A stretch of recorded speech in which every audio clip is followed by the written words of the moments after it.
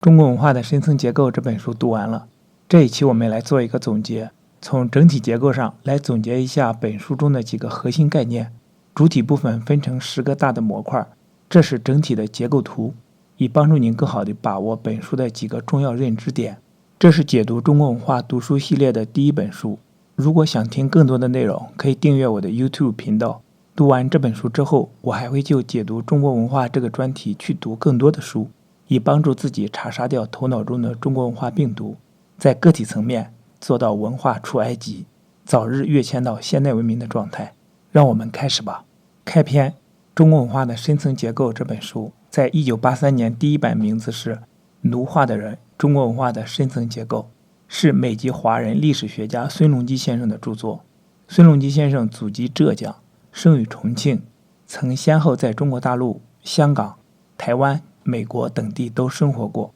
对各地的华人文化圈做了细致而深入的观察。这样丰富的人生经历让孙隆基深入了解中华文明的核心地区，同时在海外的学习生活让他在与外族的对比中对中国人的特性有了更加深刻的了解，将中国文化在深层结构的层面上与世界其他文化做了比较，从而形成了他自己的关于中国文化结构的理论，用于解释中国文化现象。终于，一直以来郁积在孙隆基心中的对自己文化的不满，在80年代他居住在中国大陆的2年时光爆发。1983年，他写成了《奴化的人：中国文化的深层结构》这本书。孙先生的这本书将中国文化的结构和设置上升到了一个理论的高度，不再单纯地零碎地批评中国人的行为习惯和思维方式，而是更进一步地解释了中国人的行为习惯和思维方式所形成的原因，从而全面超越了鲁迅、博洋等中国文化批评大师，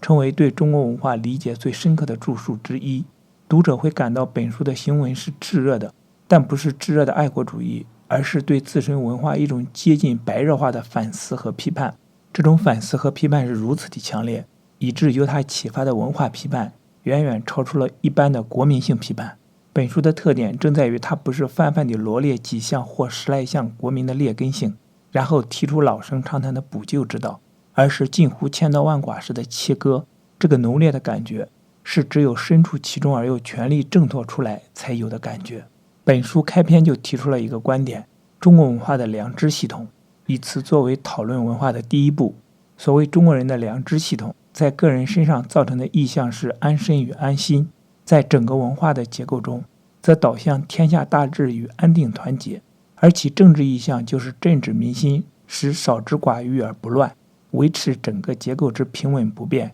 成为整个社会从上到下的统一价值判断。因而中国整个历史发展过程呈现出来的深层结构就表现为一个超稳定的体系。中国人探讨国民性往往是为了救国家，而美国人探讨国民性往往是为了救个人。孙隆基显然更倾向于后一种态度，所以这也是我制作这个解读中国文化系列节目的初衷。作为一个小人物，我没有力量去改变组织、社会和国家，但我可以对我自己做一定程度的改变。第一次读完这本书的时候，很强烈的一个感觉就是，这本书我怎么到现在才读到？如果早点读到，也许会很大程度上少受中国人的骗，也会让自己活得更不像一个中国人，也就是说活得更有生命力。当然，理想的情况是，如果每一个中国人都自我改善和升级，最终会带来社会和国家的改变与升级。就像路德教的思想所带来的启发，自我救赎会带来改变，不要期待别人来帮助。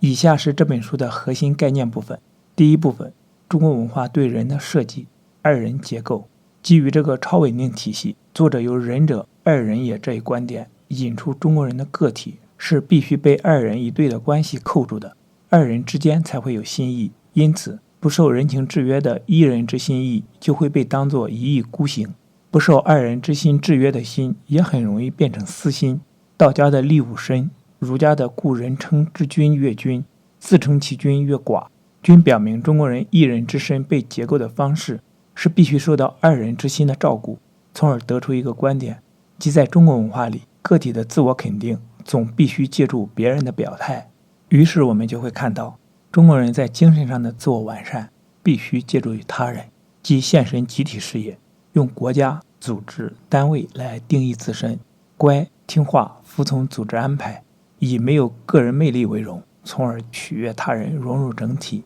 父母之于子女，上司之于下属，一概如此。若是对方不领情，就会以我们还不是为了你好来劝慰。所以中国人从来不是一个人，而是通过一个基本的二人结构来完成社会结构的。一个人把自己的心关照到另一个人的身上，另一个人也同样这样回报，双方都在对方的关怀之下达到了安身的目的，而同时双方因为交心也同时安心了。所以一般来说，中国人之间的互相问候就是你身体可好，或是你别来无恙，讲的都是对对方身体的关心，而另一方则回答你有心，谢谢你的关心。这一问一答正是对中国二人结构的最好描述。中国人最常见的二人结构就是中国人常说的五常，即君子、父子、夫妻、兄弟、朋友。儒家说仁者仁也，就是这个意思。仁这个字拆开就是二人，也就是说一个成功的为人就是要讲究二人的相对性。所以中国人都讲究相对，两个人当中的另一方称为对方，相适合的事情则称之为对，否则就是不对，有什么错误就是对不起。中国人的这种相对性的二人结构是检验一个中国人成功与否的标志。中国人在社交场合会喜欢问你工作在哪里，你结婚了没有，你生孩子了没有，都是在确认对方是否已经具备了君臣、夫妻、父子这样的二人关系。特别地在中国，一个人哪怕已经到了30几岁，只要是没有结婚，就会被当作不成熟的个体，被当作没有长大的半成人来对待，而结了婚又没有小孩的，则又会被有小孩的当作未成熟的个体来对待。相对的，在中国没有具备二人关系的个人，则被认为是一种可怜的、失败的、不能自理的状态。大凡是描述一个人的词，多是贬义的，如孤独、孤单、寡人、孤立、行之影单等等。由于由二人定义一人的社会结构，则导致了以下4个方面的问题。第一，人我界限不明朗。中国文化里你中有我，我中有你的二人关系是一种类似文法规则的东西，可以演绎出多种可能性。它可以导致古道热肠、激人之难的倾向，而且从不放在心上，并不期望别人回报，也可以造成利用人情债对对方的摆布与利用，既可以表现为处处替别人着想，也可以表现为对别人私生活的干涉以及个性发展上的阻碍。这种倾向在长辈对小辈、上级对下级的关怀中特别容易出现。第二，以和为贵。中国人以和为贵的品质给人一种容易相处、容易说话的感觉。这种放弃对抗的态度却往往造成自我的弱化，自我权利观念的模糊，使坚强的自我疆界无法建立起来。在大部分中国人之中，它造就了一种将自己贬低才能获得社会称许的倾向。因此为了保持人际关系的和谐，我们往往有迎合别人的倾向，有时在说出了自己意见之后，听到别人不同的意见就立刻改口赞成，有时自己有异议却总是埋藏于心而不敢表达。第三，代际关系。人对权威的第一反应是在家庭中发生的，在长大后对社会权威抱持的态度往往是对家庭权威反应的一个持续。西方的代际关系是强调断裂的，每一代在成长了以后都完全建立了自己，让自己的性全面萌芽，同时将老一代完全淘汰，将他们所占据的地位完全地接收过来，是充分地让自己独立的人格出现。在对上一代的关心中，都是出于心中的真感情，而不是一种承担义务或者在社会观众面前表演的孝道。这类情形，代际关系就会演变为在人格平等基础上的友谊关系。反观中国的代际关系，大部分则是要求下一代完全向上一代投降，并且认为只有做到了完全认同的地步才称作孝。作者谈到，因此我们以孝与不孝来定义孝与不孝，而孝就是相似的意思。我们周围经常听到一些父母辈的人说，我之所以这么努力，还不是为了光宗耀祖，还不是为了你。这种不是为了上一代就是为了下一代的做法，无疑体现出了深层的文化。这样的做法就导致了父权制的出现，并且把下一代当作是不能自力更生的人，处处加以控制。久而久之，下一代对上一代也产生了依赖感，不能够做到全面的独立。第四，内省式的人格。这里有一个很犀利的观点，大家都说中国人是一个很道德的民族，但是据我看，道德牵涉到自我的选择，一种从来没有出现自我选择的状况，总不能算是道德的状况。说这句话的是作者曾经相识的一位挪威的留学生。我不知道作者当时是怎样的心情，只是当我看到这句话的时候，内心很不是滋味。这个观点表达了基督教的自由意志的观念，但对中国文化而言是陌生的。儒家思想对我们的影响很深，他认为人需要先修身，然后才推己及人，因此中国人之为人也是经由内省过程的，而不是纯粹于外的。但这个内省式的人格只是在一个很局限的程度上限于少数有灵性的或者讲究大是大非的人。第二部分，中国人的身与心与西方人或拉丁人不同。中国人把个人看作是一个身，也就是一个身体。对于中国人来说，身体比心灵或者是灵魂更加重要，所以中国人特别注重养生，也就是所谓的养生。中国人的语言当中对个人的描述也充满了这样的概念，例如描述自我便可称为自身、本身，讲一个人的所有叫身家，讲一个人的来历叫出身，讲一个人改变了命运是翻身，讲一个人的感觉叫体会、身体力行，对一个人的攻击叫人身攻击等等。古代中国士人讲究修身齐家治国平天下，可见对于中国人来说，对一个人的描述完全是身体性的，一个中国人就是一个 body， 而他的心灵与灵魂就不那么重要了。而对中国人来说，生活最大的主题就是保存这个身，就是明哲保身。身体化的存在当从中国的士大夫的大传统与老百姓的小传统的差异说起。士大夫的亲民理想就是照顾天下的人，让天下苍生都能够安身，皆有一口饭吃，因此口号就是解民与道玄。老百姓的生活意向则是糊口与安身。书中的原词是万塞，是粤语发音，我可能发的不准。在没有政府照顾的情形下，就必须以各自为政的方式去进行，但这种各自为政的方式仍然不是个体化的，而是必须将自己的身安放在缩小了的人情磁力场中。安身就导致了安心。中国人的这种需求造成了其一方面很现实，另一方面又没有个人主义的倾向。中国人也有心理活动，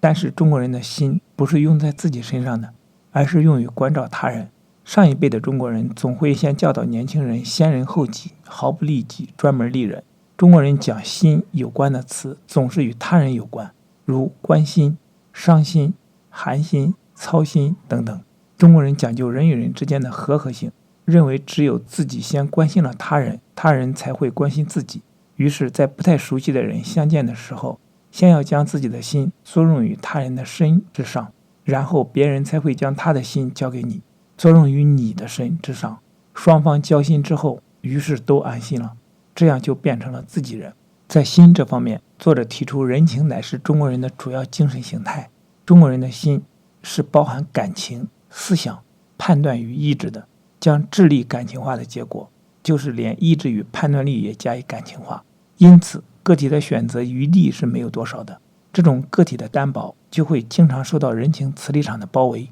个体无法对自己下定义，而必须有人这种二人关系才能来定义自己。对于这样的个体来说，就只有一个选择，逃避自由。总的来说，中国文化将人设计成为一个以心为主导的动物，而又用别人的心去制约他自己的身。由身与心组成的良知系统的内部结构，即个体是没有精神性的身，而有物之身即人之身的心，则必须在人情磁力场内展现。第三部分，中国人的人性设定。对中国人的人性的设定，为做对比，特意引入西方人与拉丁人的人性。西方人的人性是以获得圆满的灵魂为中心，灵魂这个东西是超自然的，是超越物质与精神，乃至超越今生今世的。西方人把肉体和精神看作是一个整体，认为肉体是一部机器，许多时候他们只是粗茶淡饭，把肉体填饱了之后，就去实现自己的精神需要和灵魂需要。这就是为什么许多西方人义无反顾地去挑战自我，游海峡的，坐热气球环球旅行的，到中国农村来支教的，很多是出于灵魂的完善，觉得自己这样做是灵魂的驱使。有时候在这种问题上的有意无知和有意迷信，往往会让人觉得更加快乐。总之，西方人对待肉体是最粗略的，对待精神要好一些，而最重要的，个人都是统一于灵魂的，社交中不太在意他人的看法。再说拉丁人，拉丁人的人性设定中，重点是精神，精神包括激情、感情和精神认知，所以拉丁人对于生活的热爱通常以欢歌、美酒、佳人的方式来表达，有狄奥尼索斯酒神精神的影子，这是他们追求激情的具体表现。而在社会生活中，拉丁人也通常重视自己的精神追求，所以他们的政府当中的反对派也是最多的，政府经常倒戈。在社交中，拉丁人把宗教中讲到的灵魂作为自己精神认同的参考，而对于世俗的评论，他们一方面要顾及，而另一方面也非常顾及自己的精神追求。中国人就不一样，中国人生活的中心是肉体，凡事皆以照应肉体为主，要求吃饱穿暖，注重饮食文化，讲究安身静养。在社交中，对于世俗的在意是最多的，对于精神的关心则很少，对于灵魂更是闻所未闻。中国不存在超越现世的宗教，一切都是要求现世就要有报偿的。所以如果有一个女儿与男友交往，受到父亲反对的话，西方人的做法一般就是拉开架势与父亲对着干，大吵大闹到离家私奔都是很有可能的。而拉丁人的做法则是阳奉阴违，表面上会跟父亲说我们不来往了，下来还是偷偷摸摸地自己按自己的意思去做。而中国人则会非常在意，真的断绝与男友的来往。第四部分，于是这就引出了中国人的人心逻辑。中国人之间的交往都要先从确认自己人开始，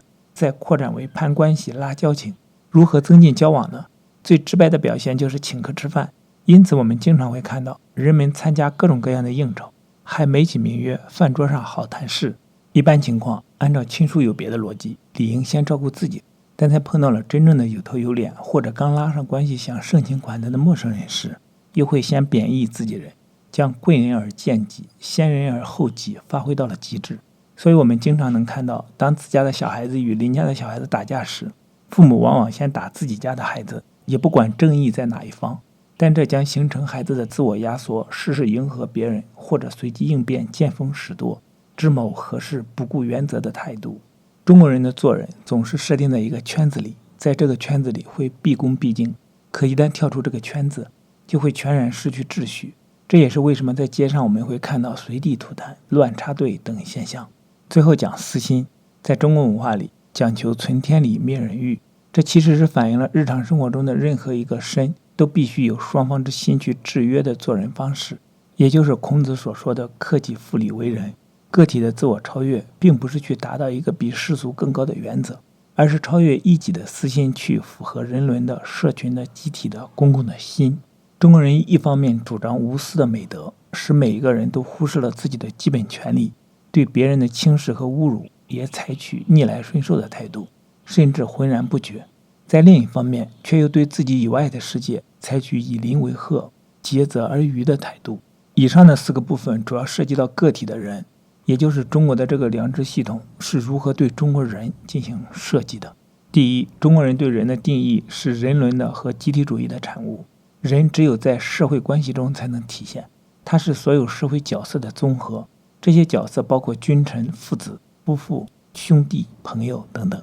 也就是说，中国人的常态是用渠道化的二人关系定义任何一个个体，单个的个体是没有合法性的。第二，中国人的良知系统把人分成身与心的设计，二者之间心占主导地位，而身被组织和结构的方式是由他人之心完成的，也就是由人伦与社群的心去制约的。由于个体的自我肯定总必须借助别人的表态，所以人格表现是自我压缩的，个体和社会行为也必须是他治他律的。第三，中国人的心包括感情、智力、意志、道德、理智和判断力。然而这一切都可以感情化，理性思考可以用感情和人情颠覆的，而感情则受合性的主导。第四，中国人有强烈的身体化倾向，使整个人生活的意向都导向满足身的需要，个体没有精神主体。这种文化特色将人的一切活动都导向了现实世界。在上述良知系统的设计下，作者对中国人的身体化倾向、口腔化倾向、肛门化倾向、非性化倾向、人情化倾向、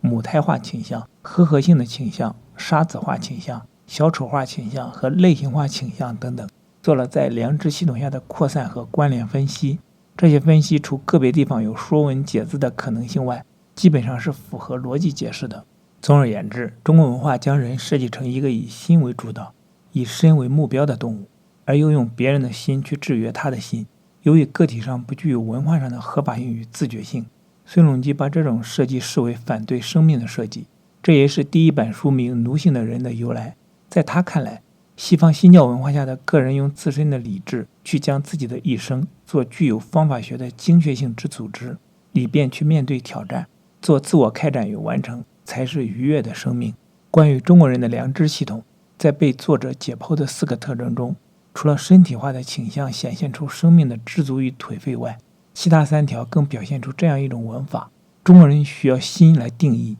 这个心是他人的心，心受感情控制，而感情受和合性主导。也就是说，中国人最终处在人伦和和合性的控制之下。这就引发出一个问题：和合性掌握在社群的大多数人手里，而一个社群的创造性和超越性却往往由少数人所表现出来的。在中国文化的深层结构下，那些少数的个性突出的人不仅会被边缘化，甚至还会遭到阻击、围剿、扼杀的命运。这也是几千年来中国没有真正的创新的原因，因为创新就意味着颠覆与超越。这个社会正是鲁迅强烈批判的吃人的社会。由于这个社会崇尚的是修身齐家治国平天下的发展秩序，其吃人的模式也就表现为国家吃大家，大家吃小家，老子吃儿子，儿子吃孙子。人伦下的专制最终酿成是一个杀子的文化局面，这也是孙隆基所想要揭露的中国人的劣根性。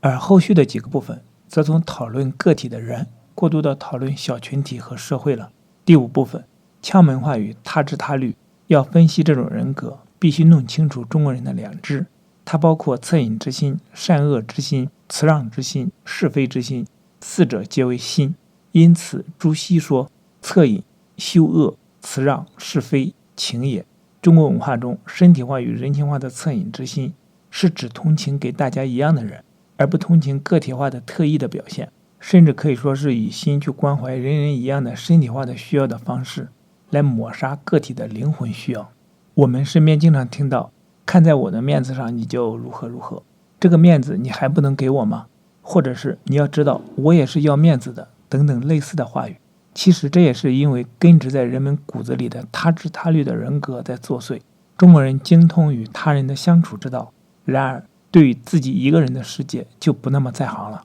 按照弗洛伊德的理论，人最早懂得对自己的控制，就是对于自己对排泄的控制。西方小孩很小就会被要求形成自己的排泄习惯，这便是对自己的控制。而中国的孩子基于父母的关心，小的时候要撕尿，父母通过吹口哨的方式来控制小孩的排泄。最早的对自己身体器官的控制都在2人结构中失去了，更不用论其他的了。稍大一些，西方的小孩常说的话是我已经不是小孩子了，而中国的父母却常常对孩子说你还是个小孩，不能如何如何。西方对小孩叫培养，中国对小孩叫管教，这些都是迥异的。再往大了，中国人就对自己无法控制，如随地吐痰、乱丢垃圾、不自觉地挖鼻孔，无法控制地抖动手或者是脚，在公共场所突然做出李小龙一般的动作等等。中国人的羌门化倾向是严重的，然而在有2人结构存在的环境下，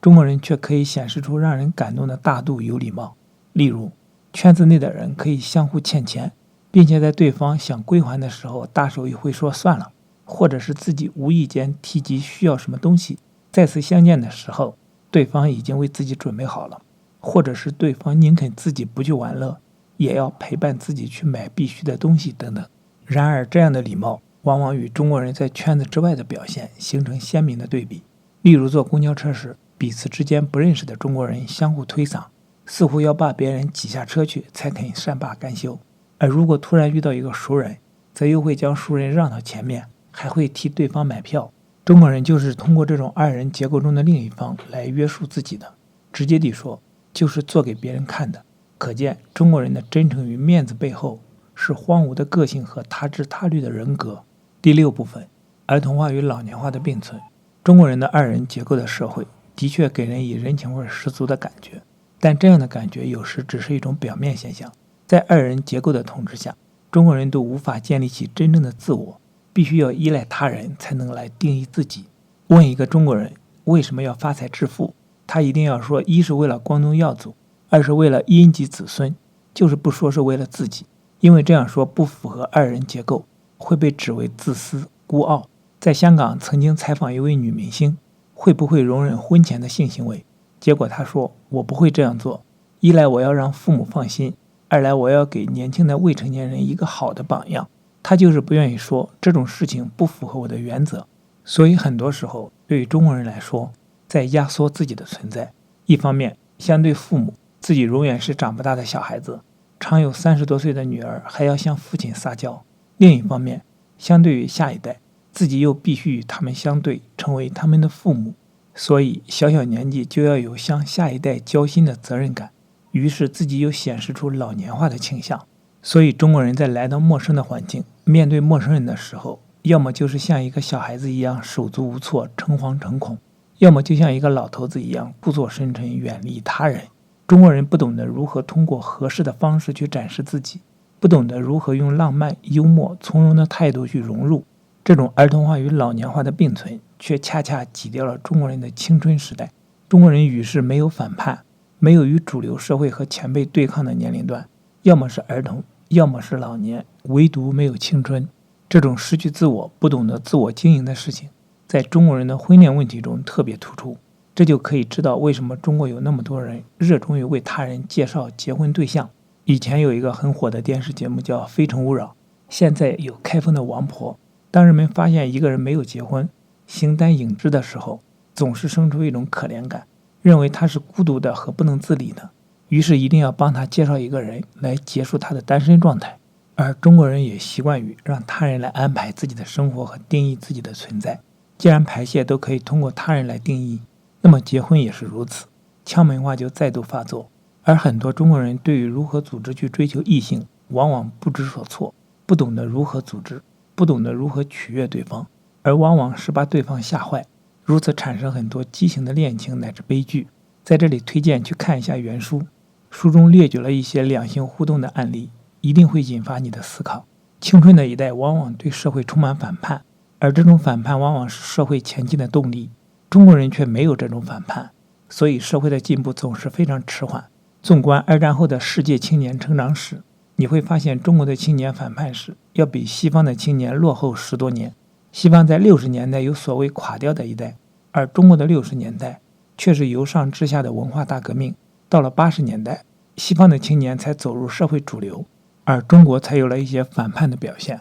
第7部分，圈子。中国人通过不断重复的二人关系，连接出一个又一个的圈子。在圈子内部，人们形成一种奇特的关系。个人要在某一个圈子里面成为中心，则必须压抑自我，多吃亏，关心他人，无微不至。往往这样做了的人，会被大家认为是圈子里的仁义之人，获得尊重。在这样的文法规则之下，形成了中国人独特的权谋之术。在圈子内部，既然大家都已经交心，于是便可以在圈子里面安身，也可以通过关心他人来使自己安心。所以中国人大多数不习惯西方的社会环境，因为西方没有中国这样的圈子。中国人到了美国，大多数是先到唐人街之类的地方，进入中国人的圈子以求安身。中国人在国外所做的事情，也是致力于安身下来，而不是更广阔地去接触社会，开放自己，发展自己的心灵与灵魂。国内的中国人终其一生所有的努力，也是车子、房子、妻子、孩子之类的事情，也就是安身而已。至于海外的华侨，只做2件事：一是如何在海外安身，二是通过关心祖国建设之类的事物来使自己安心而已。所以中国人圈子的文法规则与二人结构是一致的，这就导致中国人对待圈子之外的人，乃至中国文化之外的人时的态度就是矛盾的。一方面，对于陌生人，中国人在采取的是区别对待，因为只能通过打压外人，才能显示对圈子内部的人的超规格的关心。所以中国到处充满了内部图书馆、内部规定，充满了对于陌生人的冷漠和对于熟人的热情。另一方面，对于中国人想要接近的人，特别是有一些特别地位的陌生人，中国人又显得特别谦卑，处处压低自己，给别人以优待，给这样的陌生人以特殊的待遇。例如，许多到中国来留学的外国学生，中国人都准备了单独的留学生公寓，让他们住带有空调的房间，并且不允许中国人进入，以示优待。殊不知外国学生并不习惯这样的集体管束，反复与校方发生矛盾，并且在国外对待留学生往往只是让他们和本国学生住在一起。所以有留学生嘲笑说，以前西方人在中国挂华人与狗不得入内的牌子，而中国人历尽千辛万苦终于赶走了洋人，现在却又把洋人请回来，还是不让华人入内，真是可怜。最近中国铁路为方便几个日本人乘飞机而临时停车的特殊对待，也是中国人对外谦卑的发作。在准备这篇稿子的时候，想起还有一个典型的案例，就是在2019年爆出的山东大学学办制度。以下背景知识来自维基百科。山东大学学办事件是指从2016年开始，山东大学为该校留学生1对1配备学办，也就是一位留学生配一位中国学办。到了2018年，山东大学学办制度调整为1名留学生可以和3名中国学生结为学办。实际报名人数中，中国学生141人，其中以女生居多，留学生47人。2019年7月6日，山东大学学办项目被微博网友爆出后引发争议。2019年7月12日，山东大学官方微博发表道歉声明称，在学办制度实施的过程中，审核把关不严，报名表格中出现结交外国异性友人的不当选项，向公众道歉。学办制度旨在促进中外文化交流，不存在一个男留学生对应3个女中国学生的情况。山东大学将对学办制度做全面的评估。事件的后续影响：2019年10月31日，济南高新万达广场，在山东大学举办的一场校招宣讲活动中，主持人称，今天很荣幸来到美丽的济南，山东大学女同学都很漂亮，我不由得感叹山大的留学生真幸福。该言论招致各界批评。事件发酵后，济南高新万达广场开除主持人并道歉。各方评价，人民网认为，为留学生配备学办不是自卑就是自作多情。中华人民共和国教育部国际合作与交流司负责人7月20日称，教育部将进一步推动来华留学生与中国学生的管理和服务趋同化，年内将实现对来华留学生的全程管理。中国人对待圈外人的冷漠，是由圈子内的二人结构为其撑腰的结果。中国人对待圈外人的优待，又是利用二人结构期望获得对方的回应。很多时候，外国人会觉得中国人非常低贱，并且在外国人面前有意地去整自己的同胞，这样的行为更让外国人不理解。所以对待外面的世界，中国人有一种一厢情愿的想象，觉得他既然是圈外的人，想要获得我圈内的资源，就理所当然地应该来求我。或者对待想要接近的人，觉得我既然已经对他这么好了，他就理所当然地应该来报答我，也对我好。这就是中国人坑起熟人来更加狠心的原因。